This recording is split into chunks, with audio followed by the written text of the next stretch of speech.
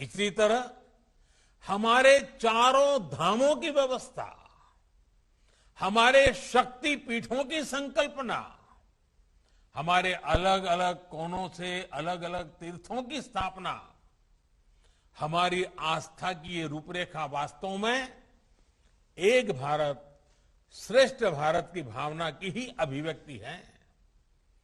दुनिया को सदियों से आश्चर्य होता रहा कि इतनी विविधताओं से भरा भारत एक कैसे हैं, हम एकजुट कैसे हैं।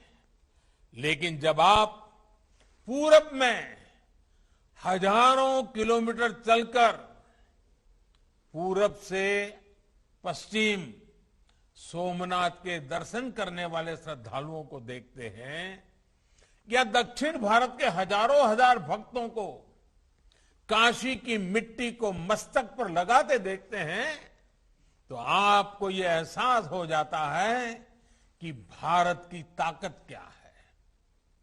हम एक दूसरे की भाषा नहीं समझ रहे हैं, वेशभूषा भी अलग, खान पान की आदतें भी अलग, लेकिन हमें एहसास होता है हम एक हैं।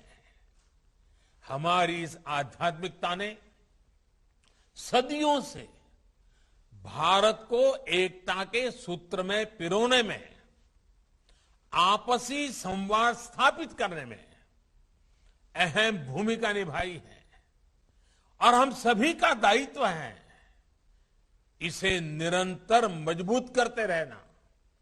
साथियों, आज पूरी दुनिया भारत के योग, दर्शन, अध्यात्म और संस्कृति की ओर आकर्षित हो रहे हैं। हमारी नई पीढ़ी में भी अब अपनी जड़ों से जुड़ने की नई जागरूकता आई है। इसलिए हमारे टूरिज्म और आध्यात्मिक टूरिज्म के क्षेत्र में आज राष्ट्रीय और अंतर्राष्ट्रीय संभावनाएं हैं। इन संभावनाओं को आकार देने के लिए देश आज आधुनिक इंफ्रास्ट्रक्चर बना रहा है, प्राचीन गौरव को पुनर्जीवित कर रहा है। रामायण सर्किट का उदाहरण हमारे सामने है।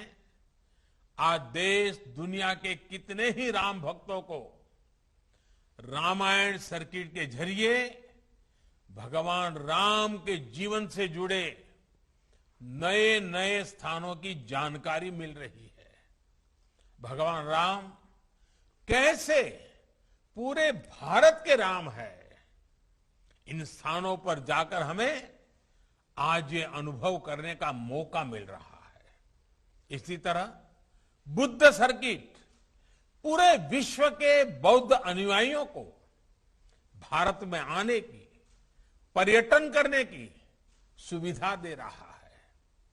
आज इस दिशा में काम को तेजी से आगे बढ़ाया जा रहा है। ऐसे ही हमारा पर्यटन मंत्रालय स्वदेश दर्शन स्कीम के तहत 15 अलग अलग थीम पर टूरिस्ट सर्किट्स को विकसित कर रहा है। इन सर्किट से देश के कई उपेक्षित इलाकों में भी पर्यटन और विकास के अवसर पैदा होंगे।